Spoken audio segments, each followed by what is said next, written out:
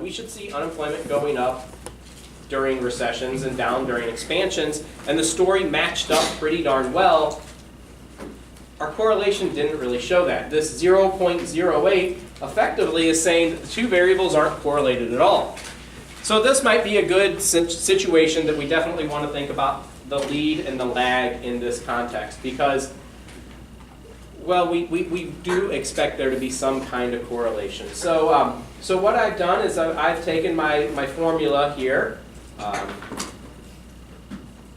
put it back into formula notation, where its Corel is F16, so I'm comparing the first value I have for unemployment to the corresponding values for GDP.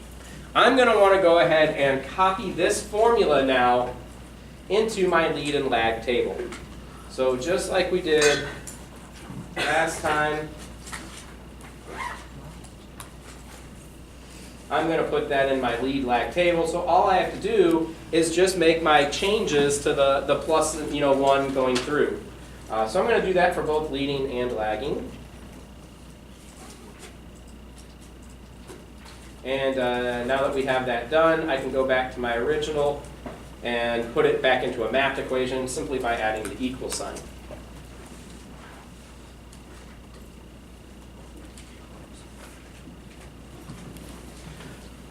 Okay, so let's test for our lag first. Our theory tells us this should be the expected result. But, all right, that's fine. Let's kind of test for our lag first here. So to remember, to test for our lag, for our correlation, we are taking that first term, that x term, and making it x plus 1. So where I had F16, I'm going to change that to F17 plus 2, because we're in quarter 2 for the next row. So F18, F19, and F20. Okay, then we have to go back up to it again and say, okay, so for our lag condition, the two center terms, 299 and F299 and C16 would stay constant. Our last term would become y minus 1. So 299 minus 1 gives me observation 298. And continuing down, 97, 96, and 95. So again, this is no different than we did last time. We are now just setting it up to test for the lag.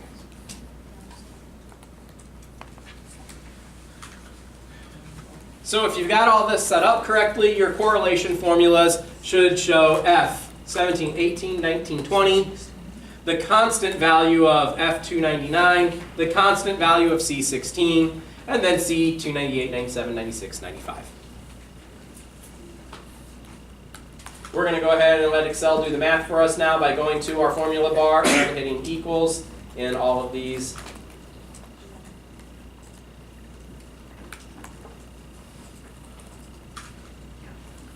And look what happens. You'll notice that we went from a very weak correlation to, as soon as I start adding a lag in, it starts to actually get fairly, stronger and stronger and stronger. It's still a negative value. We still expect that. It's countercyclical. So we expect that inverse relationship, but you'll notice that the relative strength of it starts rising. It's no longer 0, that there's no correlation. Now, at quarter 3 here, we got negative 0.37, effectively saying that our variables are 37% correlated at that spot. I mentioned it, I think, just really briefly in passing last time. I'll kind of reiterate it now. That's actually a fairly significant number in terms of correlation. The example we had, our very first one of using real GDP and real GNP, getting them 99-point-something% correlated, we don't expect that to happen. Typically, once we get to about 0.4 in correlation, we say the variables are actually fairly strongly correlated. So we're approaching that 0.4 or negative 0.4 for the inverse. And you can see that as we got closer to honing in on that 3-quarter lag, that was kind of our strongest. So it probably definitely indicates that there is somewhere between a 2-quarter and a 1-year, a 4-quarter lag for unemployment. And again, if we just went with the base observation of looking at it just quarterly, About 3/4, which is kind of what we've said. And we've said that unemployment tends to lag behind about 9 months to maybe a year. Our data is showing that now. So we get something that's a little bit more predictive and matches our theory a little bit better. Okay, well, let's just to be sure and everything, let's go ahead and check our leads and see what happens here. So remember, for our lead column, the first variable, that F16, stays constant, and we subtract 1 from our second variable. So F299 becomes 298, 297, 96, and 95. Our third variable, that C16, the first of the new array, we're going to add 1 to. So again, we're just doing the same formulas from yesterday. So I don't have them on the board or anything. You should have them in your notes. So I have C17, C18,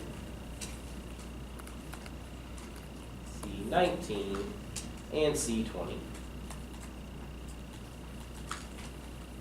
So again, we can also double check this before we hit the equal sign in there. So constant first term, yep.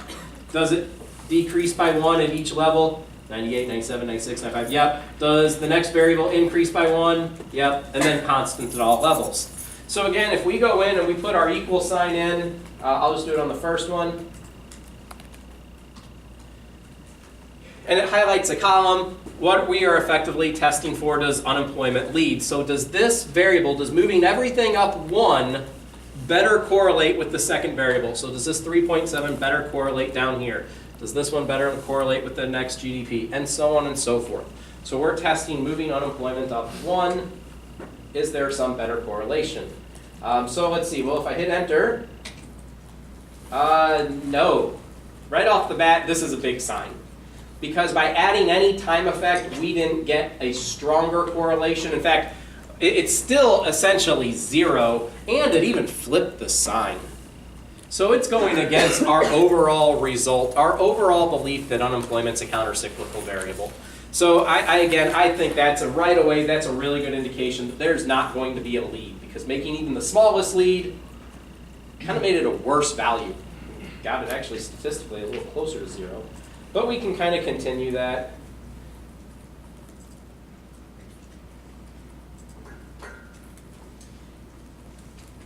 So again, you'll notice at no point in the lead do we ever get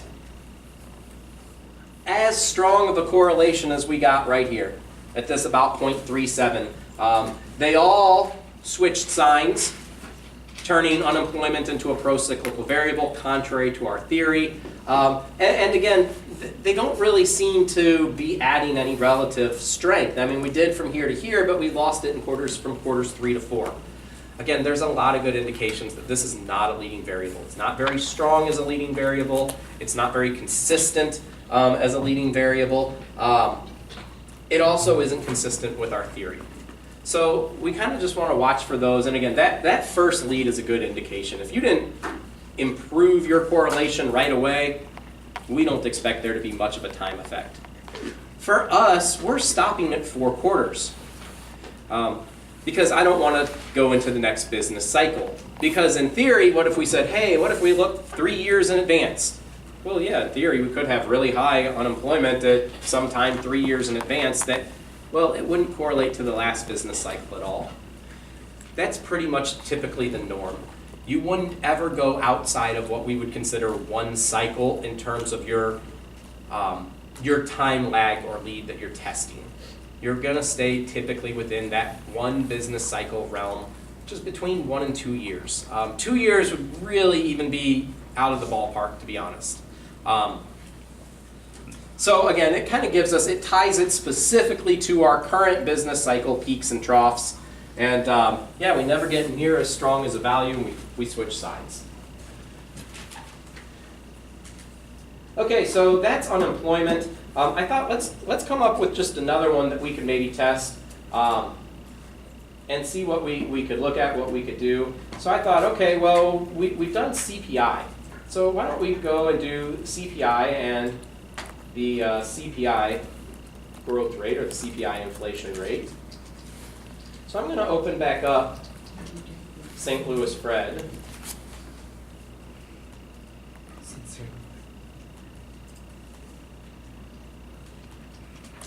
And we'll just search for CPI. And again, we get all kinds of choices right away.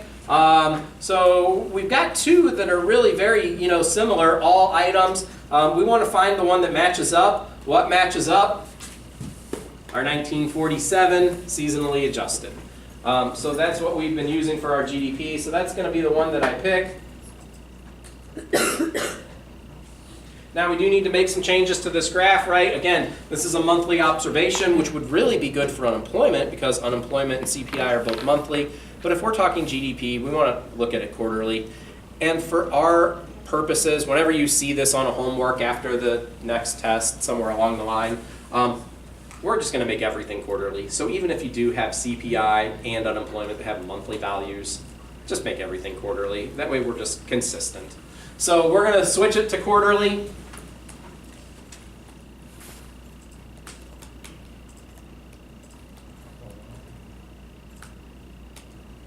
And go ahead and download that data.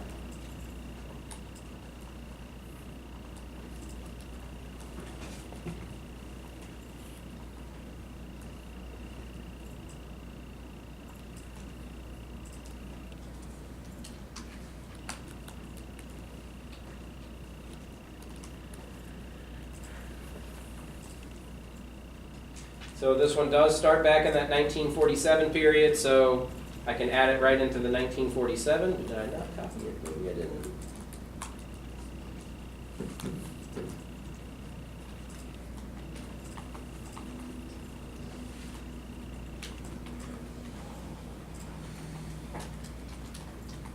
And then we can find the inflation rate. Again, using our inflation rate formula.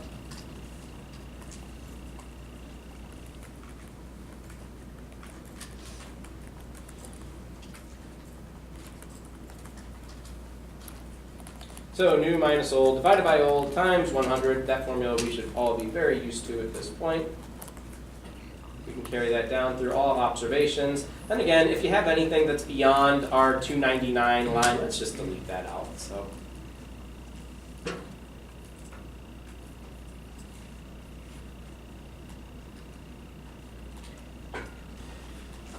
I'll give you a minute to update it. What were we checking? We were checking what, like 1951? Yeah. So we'll stick with 1951, July 1st. You should get an inflation rate of negative 0.05 for that quarter if you did this correctly.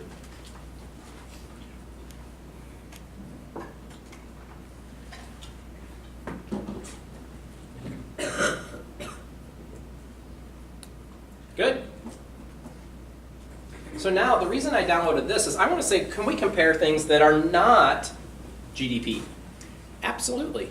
All we have to do is test the correlation between two variables. So remember we had kind of named our arrays last class. It was, effectively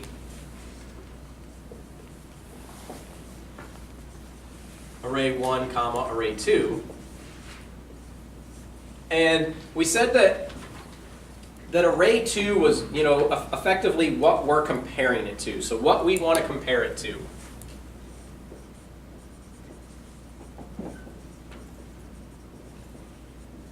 And array 1 was what we test. So whenever we're reading it in terms of leading and lagging,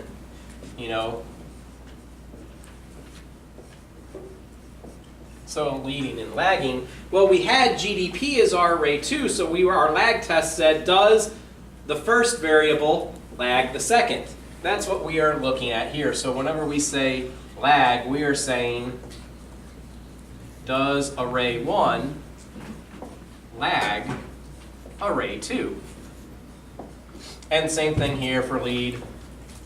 Does array 1 lead array 2? We just want to make sure that we know for phrasing which variable we're testing for a lead or a lag. So let's try that. We'll compare. We'll go back into our original correlation And you know what? Let's keep unemployment in there just for simplicity. So just so we have to change less. Let's add in CPI now. So instead of looking at C, I'm going to go and I'm going to turn it off calculation and just show its formula. So instead of looking at C, let's put in CPI. And remember, we have to start it in the same spot. So first unemployment is in 16. We need to look at CPI's inflation rate in 16. So we're going to start with H 16 to H 299. So go up to my formula bar, H, and enter so everyone can see. So in this case, what we'll be doing when we get to our lead and lag table, we'll be saying, does unemployment lag CPI? Does unemployment lead CPI? CPI inflation rate, technically. So that's kind of the terminology for it. So this one is set up, we're testing, does unemployment lag CPI? Does unemployment lead the CPI growth rate? Okay, so again, once I have my initial formula, I can just copy it and go ahead and place it into my lead lag tables, so on and so forth. Or if you don't want to do that, if you say, well, all I'm doing is changing a little bit of a value here, you can also just change your letters right away in the table. Either way, whichever one is easier for you, I'm just going to honestly just change my letters.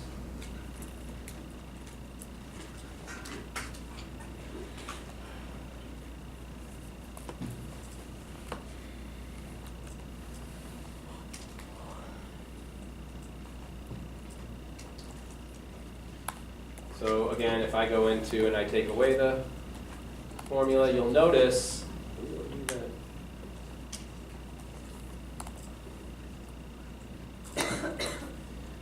I'll end up with the same kind of result, no matter what, what methodology I use. So if I just go in and change this, and copy the formulas and change it just like we've done, so I can get 17 and 18, or if I make my direct formula change before I clear it as just in formula notation, you can do it either way.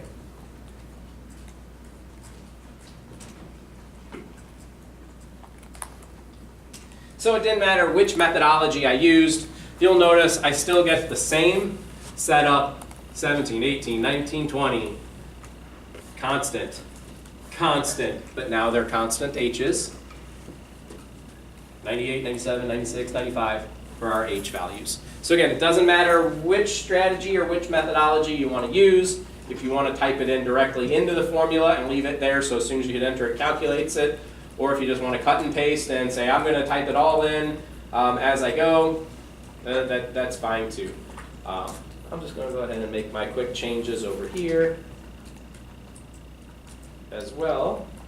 And I'm going to do it just built into the formula.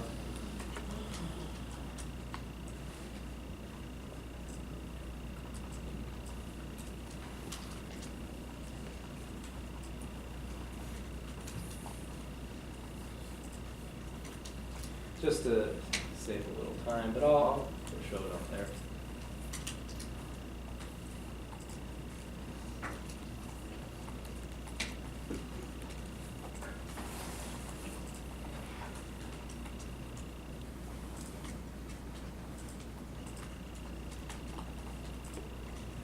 So again, even if you do the change within the formula body itself, still get the same results. We didn't mess with this first variable at all. We left unemployment alone, but we got now H 17, 18, 19, 20, and kept the H value at the end constant at 299. So again, whenever we wanted to do the math, we can just put the equal sign back in, and you'll notice now it's highlighted unemployment and the inflation rate. We're testing the direct correlation between these two variables. So I hit enter, and what do I show? Well, it's not a great correlation. 0.05 is effectively 0.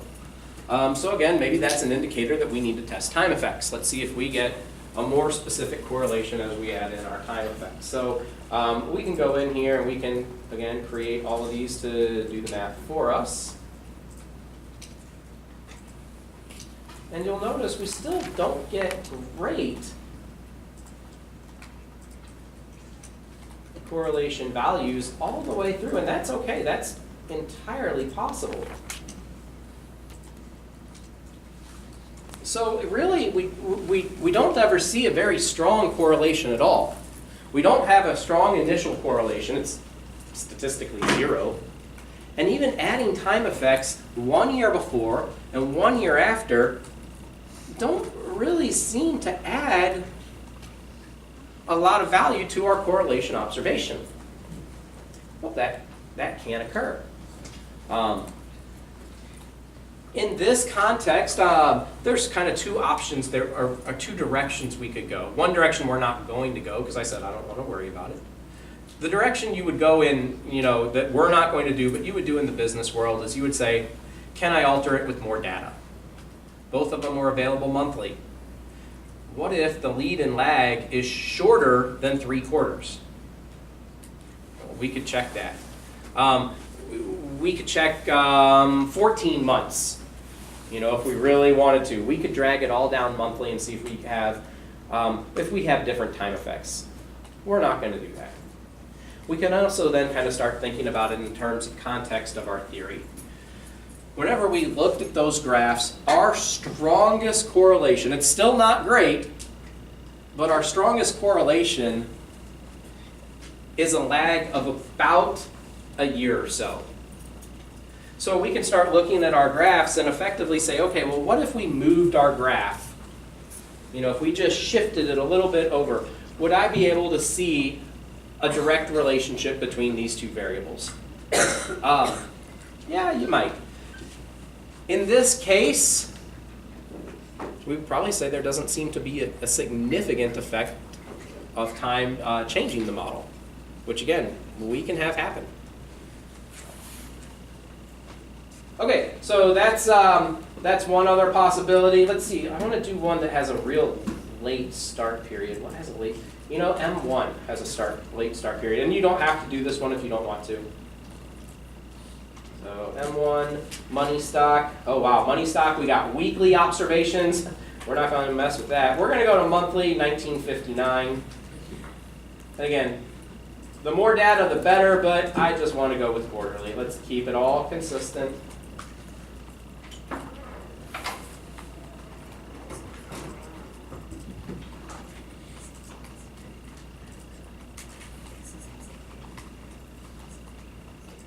So I'm going to take these M1 values, and again, this is where it matters in terms of where are we going to put this into our graph. You'll notice that M1 starts in 1959, so we have to make sure that it lines up in the exact same spot. So I have to go down to 1959, which is row 60 on mine, and that's where I'm going to paste in my M1 values. Everything before that, I'm just going to call this M1. We can just call NA because we aren't going to use that data. There's not data available that's conveniently for us.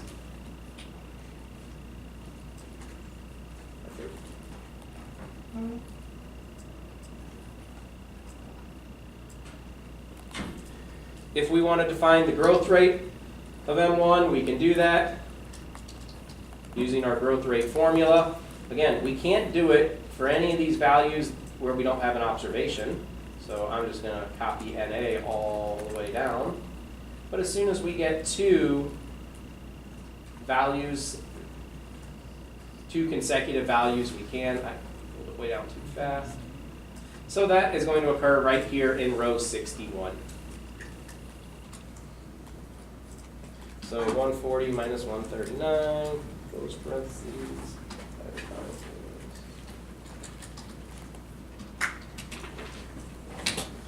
So I can get my M1 growth rate. I'm going to, again, delete out that NA. And if you get these pound signs, it just means your column's not big enough. Just make it a little bigger.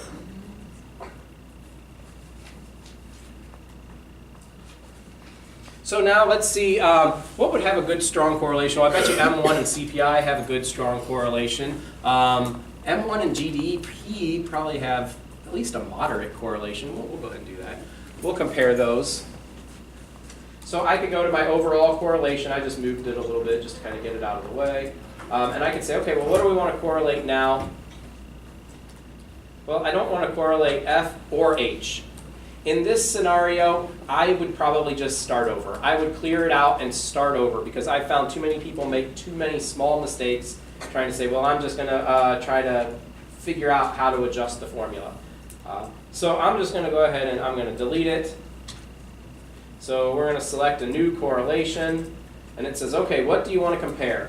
Well, we want to compare the growth rate of M1 to GDP. So I would go into the first value that I have for M1, which in this case now is J61, down to J299.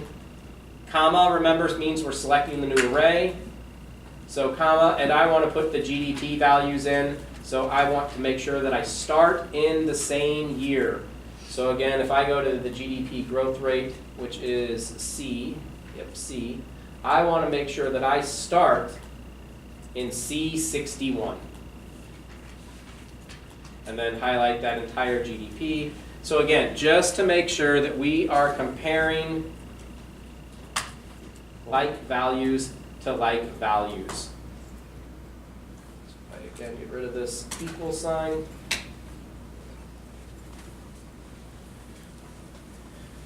J61, M1's growth rate, where's GDP's growth rate? So again, just make sure that you're starting with those like values, and the same thing for your lead and lag tables.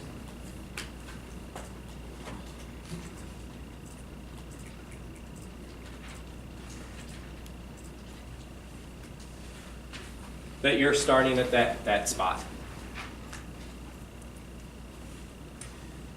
So I'm not going to go in and change every single thing here. We'll put it back to a formula real quick. Because again, I think we need to see some time effects. Because yeah, we got a really, really, really, really weak correlation. We got to start seeing what's happening if we start adding a lead and a lag in. So at this point, this is where we would go through and we would make all of our changes. Again, I'm not going to do it because I've done it 3 times already today, and twice, or 3 times last time and twice today, so we've seen it plenty of times. But again, just to point out that not all of our series are going to have matching data. But in order to do the correlation, we have to correlate against what data we do have. So we need to only match up the starting points, the ending points. And that carries all the way through. So don't just always say, I'm going to just keep plugging and playing new values, because you're going to end up including these NAs. Newer versions of Excel, usually that's not as bad. Excel's become a little bit smarter, and it will just naturally drop them out. Older versions of Excel and Apple Sheets, or whatever they call it, they count that as 0. And that really screws up your correlation, because then that's saying, like, does 0 correlate to negative 0.95? And it will really throw off your calculated value. So just kind of something to be careful of. So I would always go in and just, again, double check all of them to make sure that before you make any permeate changes, they're starting and ending at the same spot. Yeah, Megan? So does negative and like positive, does that mean counter and pro-cyclical? Okay. Right.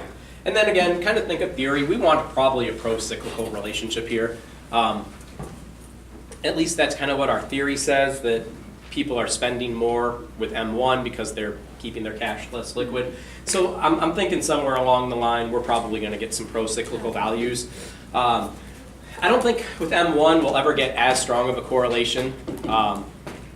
M2, with the full money supply, you'd probably get a little bit better of a correlation. But I wouldn't be surprised if we start seeing some values around 0.3. We would have done a lot better if we, correlation M1 and CPI for sure. That would well correlated, but I was kind of leaning towards that as a homework one. So, any other questions? Okay, so correlation stuff.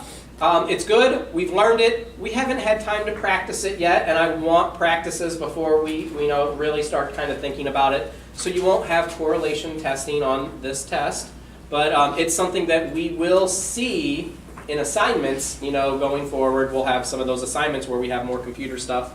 And so technically, while formally this is not on this test, there might be some understanding correlation matrices in the future. So definitely something that you want to keep in mind. But in terms of the parameters for our test, it would not be fair. We haven't had a homework or done anything with it at all to give you guys a little practice. So it's not going to be on our test for Friday, but it is going to be something that we'll be able to utilize going forward. So we drew the line for the test the other day. I told you that anyway. Are there any questions about the correlation stuff you guys want to think about? Any questions maybe just about in general before we get to the test? Yeah. So in the graph for value of money, how do we know if it's deflation or disinflation if we are not given any numbers? That's a good question. So in terms of, first of all, in just terms of reality and practicality, it's disinflation because that's just always what it is. For the purposes of our class, remember I said I didn't care. That if you wanted to think in kind of that world of black and white, that you either have, you know, inflation if your money is losing value, or deflation if it's gaining value, totally fine. So I said I was okay with you picking either one. Formally, it most likely is disinflation. I mean, just statistically, we just don't see deflation. But like I said, if you want to think in kind of binary, it's either inflation or deflation, you can. You know, make sure that you're showing it on the area of the graph, and you would have to have, for disinflation, of course, prior values, which we're not going to have. Okay. Anything else? All right, let's call it a day. Like I said, I don't think it's worth it to do 10 minutes of preview for part 3.